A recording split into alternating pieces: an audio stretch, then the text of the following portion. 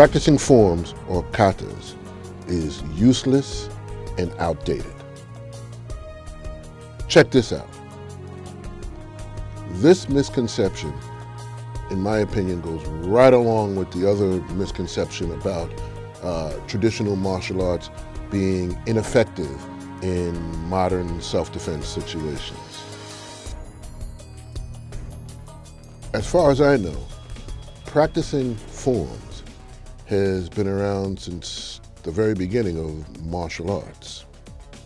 It seems that there are a lot of instructors who are using bunkai in applications, and they don't understand the principles behind those things. You see, katas and forms were never a template for combat or self-defense. The purpose of learning forms is to reinforce the movements and the techniques of your art. Now, I was also taught that there are 3 ways that you learn forms or katas. The first way is as is. That's when the instructor or the master, whoever, they first show you the movements. They first go through the things that are involved in that particular form or kata. You simply mimic the teacher's movements. Number 2 is application. This is where you're learning what you are doing in the form.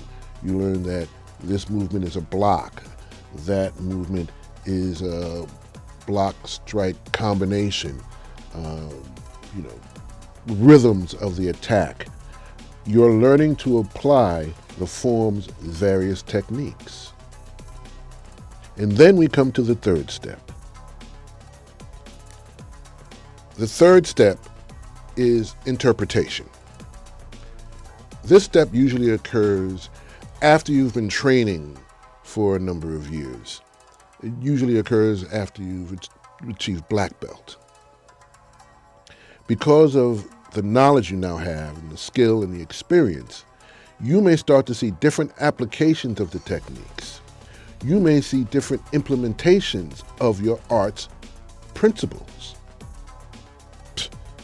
Hell, you may actually start to see the implementation of the principles of your art.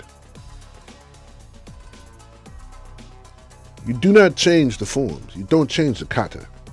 You simply interpret it differently. This will again evolve as you gain more experience and you have the realizations that technique may change, but principles stay the same. Learning the techniques, the kicking, the punching, the sparring, etc., and so forth, we were never taught to use kata as a method of combat. To me, the theory about doing forms and katas is very similar to, say, a basketball player. Yeah, similar to a basketball player practicing their shooting and dribbling skills in the gym when they're alone. It's the same thing for boxers doing shadow boxing. It's a way to build muscle memory, a way to reinforce the fundamental skills and principles. Something else that helps fuel this fire of this misconception is that in a number of tournaments, there may not be a different category or a distinction between traditional forms and creative forms. Now, I enjoy watching creative forms as much as anybody else. To me, these athletes and these martial artists that are doing creative forms are very, very, very good at what they do. It's like watching a live presentation of those like Shaw Brothers Kung Fu films that we used to watch so many years ago. In fact, a lot of us still do watch them. But therein lies the problem. You see, doing this creative forms, they will have different physical, acrobatic things to them, but they're not necessarily displaying the actual techniques or the principles of the art.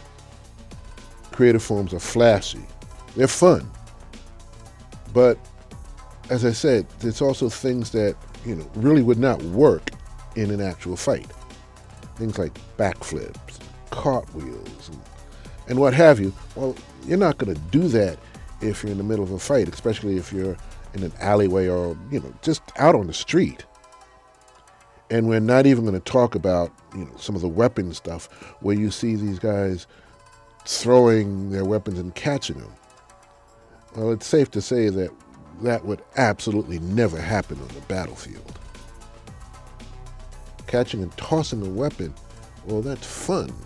It's a fun, exciting thing to do. That's why we like watching drum majors and people in the marching bands do it. But we all know that would be totally impractical on the battlefield. And when you're doing a weapons form, you're supposed to be emulating the techniques that you would use on a battlefield. Not having a distinction between traditional forms and creative forms, and also allowing students to hype up or pump up their traditional forms with things like cartwheels and what have you. Well, this is where this misconception that doing katas is outdated and it's nothing but a dance, that is adding fuel to that fire. And this is also where that misconception starts to take over.